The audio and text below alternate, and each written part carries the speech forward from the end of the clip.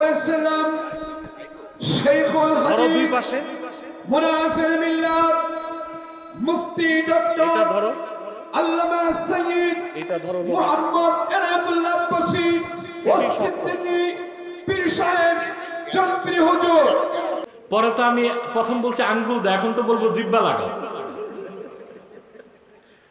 Tester রাখো না? হ্যাঁ, তো ওটা কি করো? টেস্টার দিয়ে কি করে এগুলো দেখবা তো। আমি জোয়ান মানুষ, কারেন্ট ধরলো একটু ছুটতে পারি, বুড়া মানুষ যদি হয় না না তা তো মুশকিল হয়ে যাবে, মহা মুশকিল হয়ে যাবে। নূরে মদিনা মাদ্রাসার উদ্যোগে আয়োজিত আজকের এই ষষ্ঠ বার্ষিক মাহফিলের সম্মানিত সভাপতি জনাব সফদর হাসান সাহাব, উপস্থিত আজকের প্রধান বক্তা আলহাজ হাফিজ মাওলানা শামসুদ্দিন পীর সাহাব, উপস্থিত উলামায়ে কেরাম, বিশেষ করে উপস্থিত বিশিষ্ট ইসলামী চিন্তাবিদ ও গবেষক ডক্টর মাহবুবুর রহমান সাহাব, হাজারাত উলামায়ে কেরাম, তুলাবায়ে এজাম, আমার প্রাণপ্রিয় মুসলমান ভাই ও বন্ধুগণ, সকলকে আমার পক্ষ থেকে হৃদয় নিংড়ানো ভালোবাসা, শুভেচ্ছা এবং অভিনন্দন জ্ঞাপন করছি। সবটুকুন শুকরিয়া আল্লাহ তাআলার জন্য, যিনি আজকের এই মহতি মাহফিলে আমাদেরকে আসার বসার তৌফিক মেহেরবানি করে ভিক্ষা দান করেছেন। সেজন্য আসুন আমরা সকলে একবার অবনত চিত্তে হৃদয়ের সবটুকুন আবেগ অনুভূতি উজাড় করে সমবেত কণ্ঠে বলি আলহামদুলিল্লাহ। অগণিত অসংখ্য দরুদ ও সালাম আল্লাহর সৃষ্টির প্রধান আকর্ষণ, বিশ্ব সভার সভাপতি, সকল নবী রাসূলগণের মাথার তাজ, শামসুল হিদায়াত, বদরুদ্দুজা, সৈয়দুস সাকালাইন, ইমামুল মুরসালিন, খাতামুন নবিয়্যিন আল মুরসালিন, আফতাবে নবুওয়াত, শাহনশাহে রিসালাত, সরকারে দো জাহাঁ, সুলতানুল মদিনা, নবিয়ুল আম্বিয়া, হুজুরে আকরম, নূরে মুজাসসাম, নূরুন আলা নূর, সৈয়দিনা হাবিবিনা শফিঈনা মাওলানা মুহাম্মদ সাল্লাল্লাহু আলাইহি ওয়াসাল্লামের উপর আল্লাহ তাবারাকা ওয়া তাআলা যাকে আজ থেকে প্রায় ১৫০০ বছর আগে প্রেরণ করেছেন সর্বশ্রেষ্ঠ ও সর্বশেষ নবী ও রাসূল হিসেবে, যার পরে আজ পর্যন্ত পৃথিবীতে অবশ্যই কোনো প্রকার নবী কিংবা রাসূল অবশ্যই আসে নাই, অবশ্যই এখনো নাই, অবশ্যই কিয়ামত পর্যন্ত আসবে না। সম্মানিত সুধী, মাহফিলটা হচ্ছে বর্ষাকালে, মাহফিল তো হয় রেওয়া শীতকালে, ঠিক না?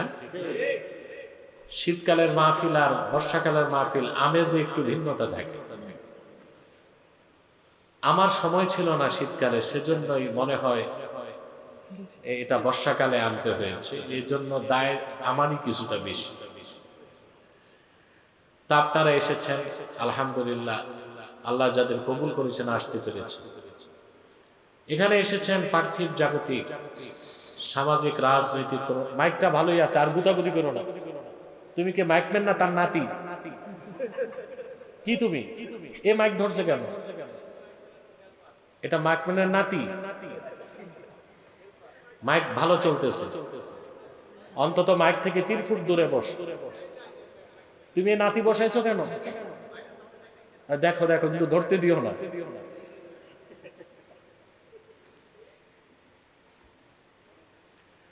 আমরা এখানে এসেছি পার্থিব জাগতিক কোন স্বার্থ আছে? এসেছি আল্লাহ তার হাবিবের রাজামন্দি হাসিল করতে, এসেছি আল্লাহর কোরআন থেকে জ্ঞান অর্জন করতে। এতে আল্লাহ কি কিছু পুরস্কার দিবেন? নগদ পুরস্কার যেটা পেয়েছেন, জিন্দেগীর সগীরা গুনাহ সব মাফ হয়ে গেছে। প্রশ্ন আসে, তো কবিরা গুনার কি হবে? হ্যাঁ, তারও ব্যবস্থা আছে। একটু পর আমি আপনাদের নিয়ে মুনাজাত করব, করবো না? এককভাবে না সম্মিলিতভাবে? এককভাবে দোয়া কবুল হতেও পারে, নাও হতে পারে, কিন্তু সম্মিলিত দোয়া আল্লাহ ফেরত দেন না, কবুল করেন না। আমি একটা হাদিস শোনাচ্ছি, মনোযোগ দিয়ে শোনেন। আল্লাহর হাবিব সাল্লাল্লাহু আলাইহি সাল্লাম ইরশাদ করেছেন, মা রাফা'a কওমুন আকুফাহুম ইলাল্লাহি তাআলা ইয়াসআলুনাহু শাইআন ইল্লা কানা হাক্কান আলাল্লাহি আইয়াদা ফি আইদিহিম আল্লাযী সাআলু। রাসূলুল্লাহ সাল্লাল্লাহু আলাইহি ওয়াসাল্লাম ইরশাদ করেছেন, আমার উম্মতের কোন একটি দল যদি আল্লাহর কাছে কিছু চাইতে হাত পাতে, দুই হাত তুলে দেয়, সুবহানাল্লাহ, আল্লাহর উপর হক হয়ে যায়, তারা যা চায় আল্লাহ তাদের হাতে তা ঢেলে দেয়।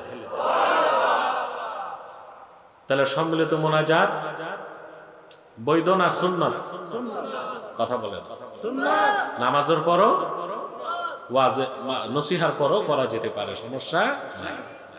আর মোনাজাত দোয়া হবে হাত তুলে, এটাও হাদিস থেকে প্রমাণিত। এ বিষয়ে আমার স্বতন্ত্র লেকচার আছে, লিখিত কিতাব আছে, দেখে নেবেন। সেদিক যাচ্ছে তা আমরা তো একটু পরে হাত তুলে মোনাজাত করবো সম্মিলিত ভাবে, তখন আমাদের দোয়াও কবুল হবে। 2 ফোঁটা চোখের পানি আনতে পারলে তওবাও কবুল হবে, কবিরা গুনাহ মাফ হয়ে যাবে। এতে আমরা খুশি না বেজার? বেজার কে? শয়তান। শয়তান শয়তান বেজার। শয়তান আপনাদের বিভ্রান্ত করতে পারে। অন্তত মুনাজাতের আগে উঠালো শয়তান কিছুটা জিতে যায়, এই সুযোগ শয়তানকে দিব? আমরা নেক নিয়ত করে শয়তানের নাপাক গালে একটা চপেটা ঘাত করতে চাই। আমরা নিয়ত করছি কিছুক্ষণ পরে আজকের মুনাজাত করে গুনাহ মাফ করে নিষ্পাপ বেহেশতি আল্লাহ ওয়ালা হয়ে বাড়ি যেতে চাই। কারা কারা হাত তুলে আল্লাহকে দেখা? আল্লাহ কবুল করুন, আল্লাহ মঞ্জুর বলুন আল্লাহুম্মা আমিন। আজকে আমি আপনাদের সামনে তেলাওয়াত করেছি সূরাতুল বাকারা থেকে 28 নম্বর আয়াত। বলুন তো কোন সূরা? আয়াত নাম্বার। প্রশ্ন হলো কেন এই আয়াতটাকে বেছে নিলাম কেন? আমি গভীরভাবে লক্ষ্য করে দেখেছি বাংলাদেশের ব্যক্তি জীবন, সমাজ জীবন, রাষ্ট্র জীবনে পচন ধরেছে। ব্যানার্সের সংখ্যা বেড়ে যাচ্ছে, আনুপাতিক হারে সুদখোর ঘুষখোরের সংখ্যা বেড়ে যাচ্ছে, জানাবে বিচার, সহিংসতা, সন্ত্রাস, লুটপাট, খাদ্যে ভেজাল, হানাহানি, খুনরেজি আনুপাতিক হারে বেড়ে চলছে। সরকার আসে, সরকার যায়, সনদ হয়, সংবিধান হয়, সংস্কার হয়, সবকিছু হয়, সেটআপ চেঞ্জ হয়, সিস্টেমের কোনো পরিবর্তন নাই, মানুষের কোনো পরিবর্তন নাই, মানুষের মধ্যে গুণগত মানের উন্নয়ন নেই। রাষ্ট্রের প্রতিটি পরতে পরতে, সমাজের প্রতিটি রন্ধ্রে রন্ধ্রে অপরাধ, গুনাহ, পাপ, অন্যায়, অত্যাচার বেড়েই চলছে। তার মূলভূত কারণ কি? এই স্টেজ ক্লোজ করে দাও, উঠানামা বন্ধ। তার মূলভূত কারণ কি? গভীরভাবে লক্ষ্য করে দেখলাম সকল গুনাহ মানুষ করে ভোগবাদের কারণে। কিসের কারণে? ভোগবাদ। মানুষের মধ্যে যখন ভোগবাদ বেড়ে উঠে, ভোগের প্রতি আকর্ষণ বাড়ে, তখন আখিরাতের দিক থেকে তার দৃষ্টিভঙ্গি সরে যায়। ঈমানের অন্যতম মৌলিক বিশ্বাস আখিরাত, পুনরুত্থান, আল্লাহর সামনে উপস্থিত হতে হবে। এই মৌলিক বিশ্বাসগুলোর প্রতি আস্থা কমে যাবার কারণেই আমরা দুনিয়ার প্রতি আকৃষ্ট হয়ে গুনাহের কাজগুলোকে প্রিয় করে নিয়েছি, অন্যায় কাজগুলোকে আপন করে নিয়েছি, এবং আমাদের মধ্যে অপরাধ প্রবণতা বেড়েই চলছে। সেই লক্ষ্যে আখিরাত ও পরকাল, মৃত্যুর পরে আল্লাহ জিন্দা করবেন, আল্লাহর সামনে দাঁড়াতে হবে, ঈমানের এই মৌলিক বিষয়গুলোর উপর কিছু কথা বলতেই সূরা বাকারা থেকে 28 নম্বর আয়াত তেলাওয়াত করেছি। তেলাওয়াতের মাধ্যমে প্রবেশ করছে আলোচনায়। আমার সঙ্গে পড়ুন। আউযু বিল্লাহি মিনাশ শাইতানির রাজীম। বিসমিল্লাহির রাহমানির রাহিম। কাইফা তাকফুরুনা বিল্লাহি ওয়া কুনতুম আমওয়াতান فأحياكم ثم يميتكم ثم সুম্মা ইউহয়ীকুম সুম্মা ইলাইহি তুরজাউন। আল্লাহ পাক বলেন, অবিশ্বাসীরা, নাস্তিকরা, পরকালের ব্যাপারে যারা অমনোযোগী, কাইফা তাকফুরুনা বিল্লাহ, কিভাবে তোমরা আল্লাহর কুদরতকে অস্বীকার করো। কুনতুম আমওয়াতান ফাআহইয়াকুম, তোমরা ছিলে মৃত, আল্লাহ তোমাদের জিন্দা করেছেন। সুম্মা ইউমীতুকুম, অতঃপর আবার তিনি তোমাদের মৃত্যু দিবেন। সুম্মা ইউহয়ীকুম, আবার তিনি তোমাদের জিন্দা করবেন। সুম্মা ইলাইহি তুরজাউন, অতঃপর সকলেই তোমরা সম্মিলিতভাবে তার কাছে প্রত্যাবর্তিত হবে। সুবহানাল্লাহ। এখানে আল্লাহ তাআলা চারটা কথা বলেছেন। কয়টা কথা? জোরে বলেন। চারটা। আমরা মৃত ছিলাম, আল্লাহ জীবিত করছেন, আবার আমাদের মৃত্যু হবে, আবার তিনি জীবিত করছেন। চারটার তিনটাই আমরা চোখে দেখি, একটা দেখি না। এই জন্য আল্লাহ তাআলা কাফেরদেরকে কটাক্ষ করে বলেছেন, যে তিনটা কাজ আমি করতে পারলাম, মৃত থেকে জিন্দা করলাম, আবার মৃত্যু দিতে পারি, আবার মৃত্যুর পর জিন্দা করা আমার পক্ষে তো আরো সহজ। সুবহানাল্লাহ। সাইয়্যিদুত তাবিঈন হাসান আল বসরি রাহমাতুল্লাহি আলাইহি এই আয়াতের তাফসীর করতে যে বলেন, দাল্লাত হাযিহিল আয়াতুল কারীমা আন্না লিকুল্লি নাফসিন হায়াতান ওয়া মাউতাতান। এই আয়াত স্পষ্ট প্রমাণ দেয় প্রতিটা মানুষের জন্য দুইটা মৃত্যু, দুইটা জীবন। দুইটা মৃত্যু, দুইটা জীবন। আমরা এখন জীবিত, এর আগে ছিলাম মৃত। একটা মৃত্যু, এখন জীবিত, এটা একটা হায়াত। আবার দেখবো একটা মৃত্যু, তারপরে হবে আরেকটা হায়াত আখিরাতে, যার শুরু আছে শেষ নাই। সুবহানাল্লাহ। প্রিয় ভাইরা, পৃথিবীতে আল্লাহর পক্ষ থেকে যত পয়গম্বর এসেছেন, তারা প্রত্যেকেই পাঁচটা বিষয়ে একমত ছিলেন। কয়টা বিষয়? লক্ষাধিক পয়গম্বর প্রমাণ করেছেন লা ইলাহা ইল্লাল্লাহ, আল্লাহ ছাড়া কোনো ইলাহ নাই। লক্ষাধিক পয়গম্বর প্রচার করেছেন, আল্লাহর হাবিবের আগে যত নবী এসেছেন প্রচার করেছেন যে মুহাম্মদ সাল্লাল্লাহু আলাইহি ওয়াসাল্লাম আল্লাহর প্রেরিত সর্বশেষ নবী ও রাসূল। লাখের উপর নবী শুধু তাওহীদের দাওয়াত দেয় নাই, রাসূলুল্লাহর রিসালাতের কথাও বলে গেছে। সুবহানাল্লাহ বলবেন না? প্রশ্ন আসে, রাসূলুল্লাহ সাল্লাল্লাহু আলাইহি ওয়াসাল্লাম আসলেন ১৫০০ বছর আগে, বাকি সব নবী আসছেন ওনার আগে, তো বাকি পূর্বের নবীরা জানতেন কি করে?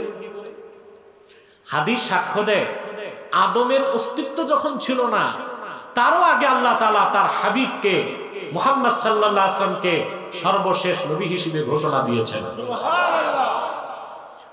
ওয়া আনিল ইরবাজ ইবনে সারিয়াহ রাদিয়াল্লাহু তাআলা আনহু আন্নাহু ক্বাল সামি'তু রাসূলুল্লাহি সাল্লাল্লাহু আলাইহি ওয়াসাল্লাম ইয়াকুল ইন্নী আব্দুল্লাহি ওয়া খাতামুন নবিয়্যিন ওয়া ইন্না আদামা লামুজাদিলুন ফি তিনাতিহি।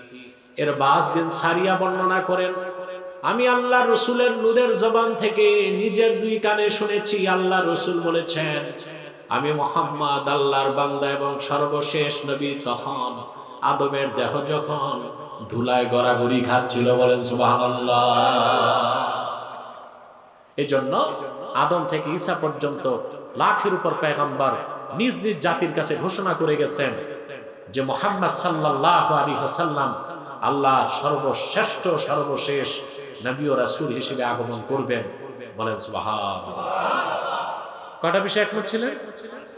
প্রথম হচ্ছে আকীদাতুল ওয়াহদানিয়া, দ্বিতীয়টা হচ্ছে আকীদাতুর রিসালা ওয়া খাতমিন নবুওয়া, মুহাম্মদ সাল্লাল্লাহু আলাইহি ওয়াসাল্লামের রিসালাতের কথা, ওনাকে প্রেরণ করে নবুয়ত রিসালাতের দরজা আল্লাহ বন্ধ করে দিবেন, সেই কথা শুধু কোরআন বলে নাই, শুধু হাদিস বলে না, লাখের উপর নবী প্রচার করে গেছেন। বলে সুবহানাল্লাহ।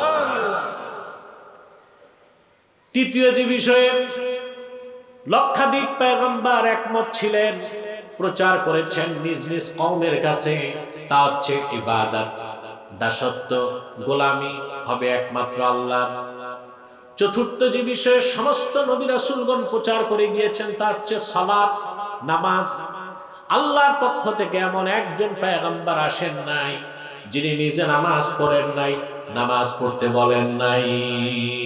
পঞ্চম যে বিষয়ে সমস্ত নবী রাসূলগণ প্রচার করে গিয়েছেন তা হচ্ছে আখিরাতের বিশ্বাস, পরকালের উপর ঈমান। সুবহানাল্লাহ। আজকে আমাদের আলোচ্য বিষয় কোনটা? পঞ্চমটা। কোনটা? আলোচনার ধারাটারা বুঝেন না? আরে আলোচনার ধারা বুঝতেছেন? খেয়াল করতে হবে তো। খুব যারা বেশি বুঝে তারাও বুঝবেন না, একদম যারা বুঝে না তারাও বুঝবেন না। মোটামুটি আমার মতো বুঝ থাকলে বুঝবেন। খেয়াল করতেছেন? প্রিয় বন্ধুগণ, আমাদের আলোচ্য বিষয় কোনটা? পঞ্চমটা, আখিরাত, পরকাল। আল্লাহর পক্ষ থেকে যত নবী এসেছেন আখিরাতের কথা বলেছেন, পরকালে আল্লাহ জিন্দা করবেন, হিসাব নেবেন। কিন্তু আশ্চর্যের বিষয়, প্রত্যেক পয়গম্বরের উম্মতের কাফেররাই আখিরাতকে বিশ্বাস করে নাই। আখিরাতের কথা শুনলে ওরা বলতো এইসব পাগলের কথা। আল্লাহ রাব্বুল আলামিন বলেন, নূহ আলাইহিস সালাম যখন আখিরাতের কথা বললেন, পরকালের কথা বললেন, কবর থেকে আবার আল্লাহ জিন্দা করবেন, এই কথাগুলো বললেন, তার জাতি তাকে মিথ্যা প্রতিপন্ন করে বলল, আইদা মিতনা ওয়া কুন্না তুরাবান ওয়া ইযামান আইন্না লামাবউসুন। আমরা মরে যাব, আমাদের হাড় হাড্ডি গোশত মাটির সাথে মিশে যাবে, তারপর আবার আমরা উঠব, তাও কি বিশ্বাস করা যায়? রূহের মাথা খারাপ। নাউজুবিল্লাহ বলবেন না? আল্লাহ রাব্বুল আলামিন বলেন, আল্লাহর হাবিব সাল্লাল্লাহু আলাইহি ওয়াসাল্লাম যখন আখিরাতের কথা বললেন, মানব জাতির পুনরুত্থানের কথা বললেন, কাফেরেরাও সব আশ্চর্য হয়ে বলতে লাগলো, আইযা মিতনা ওয়া কুন্না তুরাবান ওয়া ইযামান আইন্না লামাবউসুন আওয়া আবাউনাল আউয়ালুন। মক্কার কাফেররা বলল, আমরা মরে যাব, মাটির সাথে মিশে যাব, গোশত হাড্ডি মাটির সাথে মিশে একাকার হয়ে যাবে, আবার আমরা উঠব। শুধু আমরাই না, আমাদের বাপদাদারাও কবর থেকে উঠবে, তাও কি বিশ্বাস করা যায়? আল্লাহ ডাক দিয়ে বললেন, কুল ইন্নাল আউয়ালিনা ওয়াল আখিরিনা লামাজমুউনা ইলা মিকাতি ইয়াউমিন মা'লুম। হাবিব সাল্লাল্লাহু আলাইহি সাল্লাম, আপনি বলে দেন কাফেরদেরকে, শুধু তোমরাই না, আউয়ালিন আখিরিন, জগৎ সৃষ্টির শুরু থেকে কিয়ামত তক যত মানুষ এসেছে আর আসবে, সকলকে আল্লাহ তাআলা বিচারের দিন জমা করে দিবেন, এক জায়গায় দাঁড় করায় দিবেন। সুবহানাল্লাহ বলেন। একটা আশ্চর্য তথ্য দিচ্ছি আমি আপনাদেরকে। ভলান্টিয়ার কথা বলো না, আর ভলান্টিয়ারই লাগবে না, এখন বসে গেলেই হয়। কি বলেন আপনারা? আর স্বেচ্ছাসেবক লাগবে? স্বেচ্ছাসেবকরা কষ্ট করে ওয়াজ শুনতে পারে না, এর জন্য আমি বসার পর আমি স্বেচ্ছাসেবকদের বসাই দিই, ওরা ওয়াজ শোনে। কি বলেন? ঝামেলাটা হয় যেখানে বিরিয়ানির পোটলা থাকে, এলাকার যত লুবি মানুষ সব মাহফিলে থাকে না, বিরিয়ানির ডেকের কাছে দাঁড়ায় থাকে, দেখেন না আপনারা? তারপর যখন তাবারুক বিতরণ হয়, লুটপাট শুরু হয়, কেউ নেয় 1 পোটলা, কেউ 2 পোটলা, কেউ 3 পোটলা। কিন্তু অবশ্যই মাহফিলগুলোতে তাবারুক বিতরণ একটা ভালো কাজ, ইতআমুত তাআম সওয়াবের কাজ, কিন্তু আমরা সওয়াবের চেয়ে গুনাহ বেশি কামাই করি। পোটলা একটা নেয় 2টা, ওটা চুরি হয় না? কথা বলে। 3টা নিলে ডাকাতি, তো তাবারুক নিতে এসে চুরি ডাকাতি করে, এ তো সওয়াবের চেয়ে গুনাহ বেশি হয়। প্রিয় ভাইরা, মনোযোগ দিয়ে কথাগুলো শুনুন। মক্কার কাফেররা, মক্কা মুকাররমায় যত কাফের ছিল, এর মধ্যে সবচেয়ে নিকৃষ্ট কাফের ছিল 25 জন। কজন? এদের নেতা ছিল আবু জাহেল। মানে 25 জন ছিল বুদ্ধিজীবী পর্যায়ের কাফের। কতজন? আল্লাহ রাব্বুল আলামিন বলেন, খাতামাল্লাহু আল্লাহু আলা কুলুবিহিম ওয়া আলা সামইহিম ওয়া আলা আবসারিহিম গিশাওয়া। আল্লাহ তাআলা কাফেরদের অন্তরসমূহে ও কর্ণসমূহে সিল মেরে দিয়েছেন আর তাদের চোখের সামনে তুলে ধরেছেন পর্দা। আব্দুল্লাহ বিন আব্বাস রাদিয়াল্লাহু তাআলা আনহুমা থেকে তানবীরুল মিকবাস মিন তাফসিরে ইবনে আব্বাসে তাফসীর এসেছে, আল্লাহ তাআলা মক্কায় কুরাইশ কাফেরদের মধ্যে 25 জনের ব্যাপারে এই আয়াত খাসভাবে নাযিল করেছেন। কতজন? বাকিদের জন্য হুকুমটা আম। বাকিদের জন্য হুকুমটা কি? আশ্চর্য হবেন, কোরআনের এজাজ এই 25 জনের একজনও মুসলমান হইতে পারে না, কারণ আল্লাহ খতম মেরে দিয়েছেন। তাদের একজনের যদি মুসলমান হতো তাহলে আল্লাহর কথায় সন্দেহ আসতো। এই 25 জনের একজনও মুসলমান হইতে পারে না। এটা হচ্ছে এজাজে কোরআন। সুবহানাল্লাহ। সবচেয়ে আশ্চর্য হবেন, এই 25 জন কাফেরের প্রত্যেক কাফেরই বিশ্বাস করত আল্লাহ আছে। আশ্চর্য হইলেন? আবু জেহেলকে নাম শুনছেন? কথা বলেন, ওর জন্য ঘৃণা লাগে না? আমার বাংলাদেশের মুসলমান সন্তানের নাম রাখতে আজে বাজে নাম রাখে, জুতা, sandal, chocolate, biscuit, hockey stick, ballistic রাখে কিনা? কিন্তু শুনছেন কোন মুসলমান ভুলেও সন্তানের নাম রাখছে আবু জেহেল? রাখছে? রাখে না। দুইটা নাম মুসলমান রাখে না, এজিদের নাম আর আবু জেহেলের নাম। ঠিকটা তো ঠিক মতো বললাম না? এই দুইটা নাম মুসলমান। সে আবু জেহেলও বিশ্বাস করতে একজন স্রষ্টা আছে যার নাম আল্লাহ। বাকি কাফেররাও বিশ্বাস করত, তবে আল্লাহ এক এটা বিশ্বাস করত।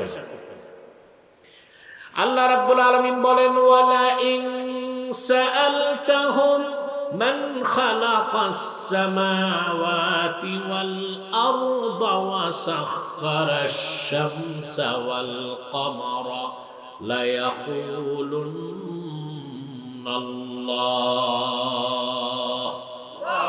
আল্লাহ রাব্বুল আলামিন বলেন, হাবিব আমার মুহাম্মদ সাল্লাল্লাহু আলাইহি ওয়াসাল্লাম, মক্কার কুরাইশ কাফেরদেরকে যদি আপনি জিজ্ঞেস করেন আকাশ ও জমিনকে সৃষ্টি করেছেন, চাঁদ এবং সূর্যকে কে নিয়ন্ত্রণ করেন, আবু জেহেল সহ মক্কার সব কাফের জবাব দিবে, আকাশ ও জমিন যিনি সৃষ্টি করেছেন, চাঁদ এবং সূর্যকে নিয়ন্ত্রণ করেন, তিনি হলেন আল্লাহ।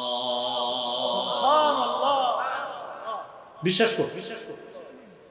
আপনি আশ্চর্য হবেন, আবু জেহেল যে কাফেরদের নেতা, ও মনে মনে জানতো আল্লাহর হাবিব মুহাম্মদ সাল্লাল্লাহু আলাইহি সাল্লাম মহাসত্যবাদী। এটা আবু জেহেল জানতো। তথ্য ফাঁস হইল কেমনে? হাদিস শরীফে এসেছে, মক্কা মুকাররমায় কাফেরদের মধ্যে এক পণ্ডিত মানুষ ছিল, আখনাস বিন শরীক। কি নাম? তাকে আপনি কুরাইশদের বুদ্ধিজীবী বলতে পারেন। এখন বুদ্ধিজীবী আছেন দেশে, তো বুদ্ধিজীবীর জ্বালায়। প্রিয় ভাইরা, এখানে আপনারা বিভিন্ন দল মতের লোক আছেন, আছেন না? কথা বলো। এখানে বিএনপি আছে, জামাত আছে, এনসিপি আছে, আওয়ামী লীগও আছে। যদি কেউ বলে আওয়ামী লীগ না, এটা মিথ্যা হবে। আছে তো। কেউ কওমি মাদ্রাসার, কেউ আলিয়া মাদ্রাসার, কেউ বিভিন্ন পীর সাহেবের মুরিদ আছেন। আমার একটা অনুরোধ থাকবে, মাসলাক যার যার যেটাই থাক, দল যার যেটাই থাক, মাদ্রাসা যার যেটাই থাক, ইসলামের মৌলিক স্বার্থে আমরা এক হয়ে যাব। অন্তত 3টি স্বার্থে এক হব। কয়টি স্বার্থে? ইসলামের সুমহান স্বার্থ রক্ষায় আমরা ঐক্যবদ্ধ হয়ে যাব। মুসলমানদের মৌলিক দাবিগুলো আদায় আমরা এক হয়ে যাব। আর বাংলাদেশের স্বাধীনতা রক্ষায় আমরা এক হয়ে যাব। ইসলাম ও মুসলমানের বিপক্ষে বাংলাদেশের 3টি অমুসলিম সম্প্রদায় সবচেয়ে জঘন্য ভাবে দুশ্মনী করে যাচ্ছে। তার মধ্যে সবচেয়ে নিকৃষ্ট হচ্ছে কুখ্যাত কাদিয়ানী সম্প্রদায়। নিঃসন্দেহে তারা কাফের এবং অমুসলিম। তাদেরকে যারা কাফের বলবে না, তারাও কাফের, কারণ তারা আল্লাহর আখিরি নবী মুহাম্মদ সাল্লাল্লাহু আলাইহি সাল্লামকে আল্লাহর শেষ নবী হিসেবে বিশ্বাস করে না। বলেন নাউজুবিল্লাহ। সেজন্য তারা কি? তাদেরকে যারা কাফের বলবে না তারা কি? মানুষকে তারা ধোঁকা দেয়। মুসলমানদের মতো নাম রাখে, টুপি লাগায়, মুসলমানদের মতো দাড়ি রাখে, আর তাদের শয়তানি আস্তানা উপাসনালয়কে মসজিদ বলে। বলেন নাউজুবিল্লাহ। আচ্ছা ভাই, দাড়ি রাখলে কেউ যদি মুসলমান হতে পারত, তো রবীন্দ্রনাথ ঠাকুরের চেয়ে বড় মুসলমান কে হইত? সে কি মুসলিম ছিল না অমুসলিম? আপনার ঘুরে বসেন, একটু ঘুরে বসে।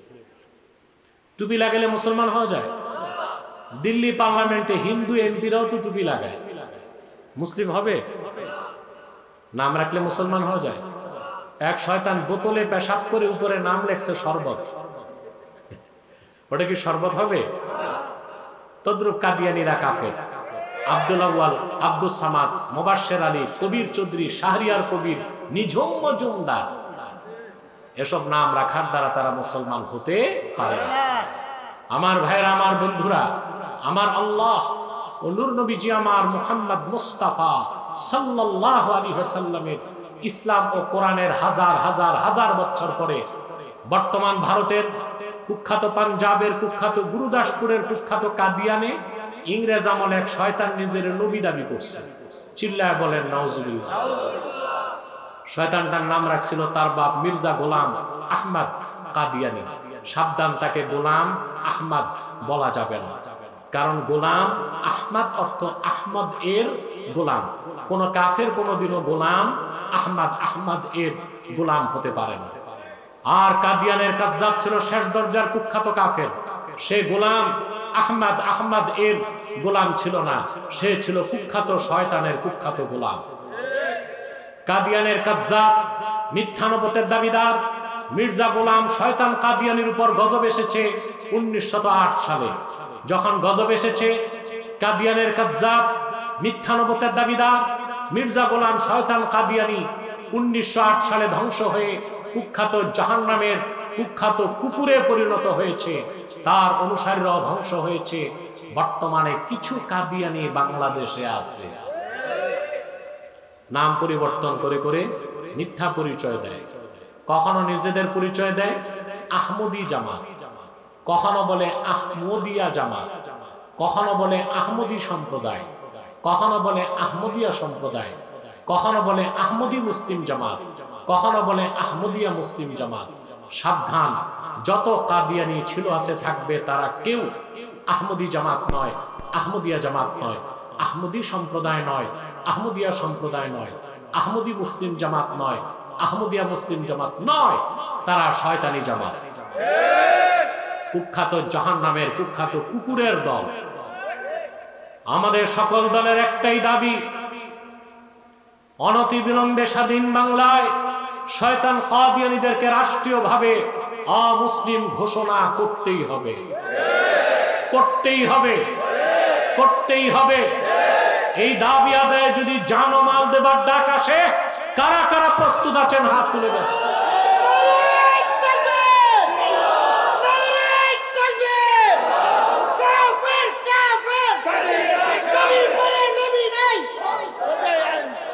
প্রিয় ভাইরা, বাংলাদেশে এই পর্যন্ত তারা 100 আস্তানা করে ফেলছে। সবচেয়ে দুঃখজনক, আপনাদের গাজীপুর বোকবাজারের কাছে একটা আস্তানা করছে। এইদিকে আবার আরেকটা জায়গায়, জায়গাটার নাম বল, হ্যাঁ, কাউন্তিয়া, হ্যাঁ কাউন্তিয়া, ওখানেও তারা একটা আস্তানা করে ফেলছে। এটা হচ্ছে আপনাদের ব্যর্থতা। তারা তাদের উপাসনালয়কে মসজিদ বলে। কোনদিন তাদের উপাসনালয় মসজিদ হতে পারে? মসজিদ বলা যাবে? হিন্দুদের উপাসনালয় যেমন মন্দির, খ্রিস্টানদেরটা গির্জা, বৌদ্ধদেরটা প্যাগোডা। কাদিয়ানীরা তো তাদের চেয়েও বড় কাফের, তাদেরটাকে মসজিদ বলা যাবে না, ওইটাও একটা উপাসনালয়, শয়তানি আস্তানা। তাদেরকে অর্থনৈতিক সহযোগিতা করবেন না, করেন আপনারা? জি করেন। প্রাণ কোম্পানির যত জিনিস তাদের, সেজান কোম্পানির জুস তাদের, RFL এর পণ্যগুলো তাদের, প্রথম আলো, ডেলি স্টার, ভিশন, এগুলো তাদের।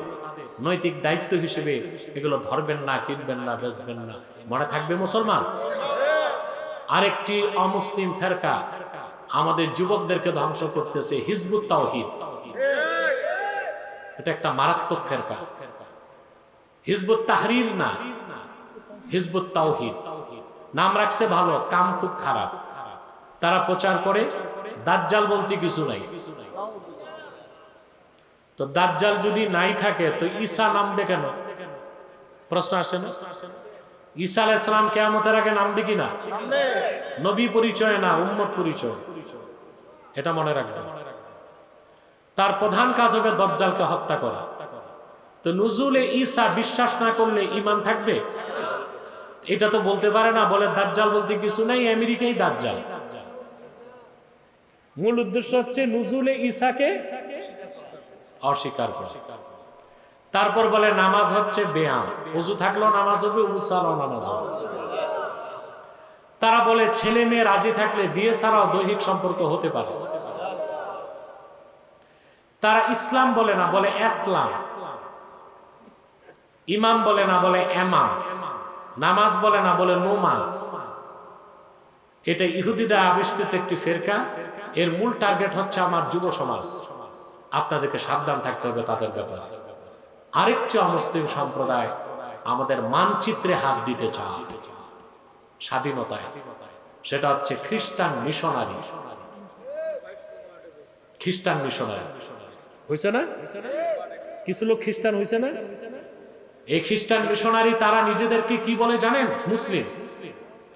তারা বলে ঈসাই তরিকাভুক্ত মুসলমান, আদতেই খ্রিস্টান। মানুষকে খ্রিস্টান বানায়, পরে বলে তুমিও মুসলমান, তবে তুমি ঈসার উম্মত মুসলমান। ঈসার উম্মত মুসলমান না খ্রিস্টান? 1978 সাল থেকে এই পর্যন্ত তারা 2.5 লক্ষ পরিবারকে খ্রিস্টান বানিয়েছে। তাদের টার্গেট হচ্ছে ইন্দোনেশিয়ার পূর্ব তিমুরকে যেমন খ্রিস্টান রাষ্ট্র বানাইছে, সুদানের দারফুরকে যেমন খ্রিস্টান রাষ্ট্র বানাইছে, বাংলাদেশের পার্বত্য অঞ্চলকে আলাদা করে একটি খ্রিস্টান রাষ্ট্র বানাবে। হতে দিবেন? কিন্তু সেই কাজ যেন হয়, সেজন্য গোপনে নির্বাচনের 3 দিন আগে ডক্টর ইউনূস চুক্তি করে গেছে আমেরিকার সাথে। কয়দিন আগে?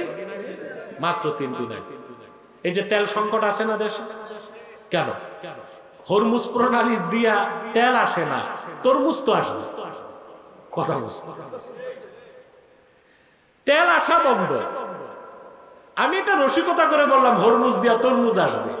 হরমুজ দিয়া তেল আসে না, সমস্যা কি ভাই? রাশিয়া থেকে তেল কিনো। কিনতে পারবে না বর্তমান সরকার। যদি কিনতে যায় 1 ঘন্টা ক্ষমতায় থাকতে পারবে না। ডক্টর ইউনূস নির্বাচনের 3 দিন আগে চুক্তি করে গেছে। প্রথম চুক্তিটাই হচ্ছে আমেরিকার অনুমতি ছাড়া বাংলাদেশ রাশিয়া এবং চায়না থেকে কিছু কিনতে পারবে না। এজন্য সরকারের সদিচ্ছা থাকলেও 1 ফোঁটা তেল রাশিয়া থেকে নিতে পারবে না। যদি এই চুক্তি না থাকতো, সরকার রাশিয়া থেকে তেল সস্তায় পেত, তেলের কোনো সংকট দেশে থাকতো না। এবার বুঝতে পারছেন সুদের কারিগর কত বড় ক্ষতি করে গেছে? আমি যখন বলতাম একটি রাজনৈতিক দলের লোক, দাড়িওয়ালা টুপিওয়ালা, ওনারা বট বাহিনী দিয়ে আমারে গালি দিত, আমি নাকি রাজনীতি বুঝি না। ওনারা এমন বুঝা বুঝছে, এখন মানকার চিপায় যে আটকা বসছে। এরকম চুক্তি 1-2 হয় না, অসংখ্য চুক্তি করে গেছে। ওই চুক্তিগুলোর মধ্যে কিছু চুক্তি আছে খ্রিস্টান রাষ্ট্র যদি হয় বাংলাদেশ বাধা দিতে পারবে না। সহ্য করবেন? কথা বলেন। সেজন্য সরকারকে যদি শক্তি যোগাতে চান, আপনাদেরকে ঐক্যবদ্ধ হতে হবে যে দেশের স্বার্থ বিরোধী সকল চুক্তি বাতিল করতে হবে। আপনার যদি জনমত গড়ে তুলেন, তখন সরকার সাহস পাবে। আমেরিকাকে বলতে পারবে তোমারে দেখলে হবে না, আমার জনগণ দেখতে হবে। কিন্তু আপনারা যেভাবে চুপচাপ আছেন, আমি বলি না এখনই সন্ত্রাস করতে, সহিংসতা করতে, মানসিক প্রস্তুতি রাখুন। মানসিক প্রস্তুতি রাখুন। আল্লাহ তাআলা আমাদেরকে এই সকল ফিতনা থেকে যেন রক্ষা করেন। বলুন আল্লাহুম্মা আমিন। মিলেমিশে থাকবো ইনশাআল্লাহ। কার রাজনৈতিক দল কি এটা